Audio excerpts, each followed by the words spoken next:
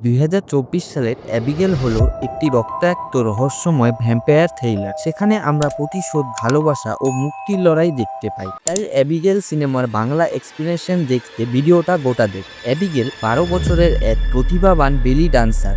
তাকে 6 জনের এক গ্রুপ কিডন্যাপ করে বসে। তবে আসলে তারা জানতো না তারা এক শতাব্দী প্রাচীন ভ্যাম্পায়ারকে কিডন্যাপ করেছে। যারা তাকে অপহরণ করেছে তাদের সিনেমায় যে নকল নাম দেওয়া হয়েছে সেগুলি হলো জয়ী, পেশায় একজন এক্স আর্মি ডক্টর; ফ্র্যাগ, এক সময়ের এনওয়াইপিটি গোয়েন্দা আর এই দলের লিডার; স্যামি, একজন বড়লোক পরিবারের মেয়ে, সে নিজের ইচ্ছায় এই গ্রুপে হ্যাকার রূপে যোগ দিয়েছে; recalls, x marine sniper; Peter, পেশায় মোব এনফোর্সার; ডি, গাড়ি চালক এবং সমাজসেবায় প্রবীণ; অবশেষে ল্যাম্বার্ট, এই সব অপহরণকারীকে নিয়োগ করার শর্ত কারণ যিনি অ্যাবিগেলের ব্যাপারে সত্যি জানতেন। কিডন্যাপারের দল অ্যাবিগেলকে অপহরণ করে একটা পুরানো ম্যানশনে নিয়ে আসে ল্যাম্বার্টের কাছে।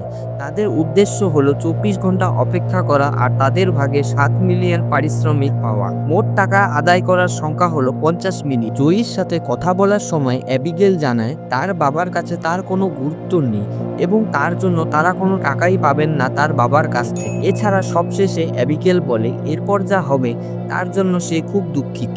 এরপর ফ্র্যাগ অ্যাবিগেলের রুমে যায়। তখন সে জানতে পারে তার বাবা ক্রিস্টোফ লাজার একজন ভয়ানক অপরাধ সাহিত্যিক।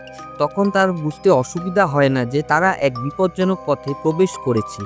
ভয়ে রহস্যে অপহরণকারীরা বেরোতে চাইলে ম্যানশনের নিরাপত্তা ব্যবস্থা সক্রিয় হয়ে যায়।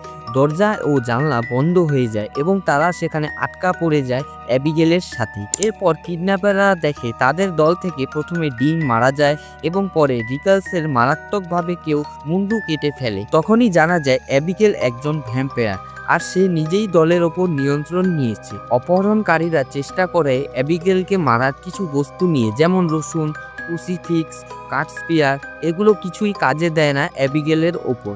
এরপর আমরা দেখি জয়ী অ্যাবিগেলকে একটি ট্র্যাঙ্কুলাইজার ইনজেক্ট করে আর ইভেনচুয়ালি তাকে খাঁচায় বন্দি করে।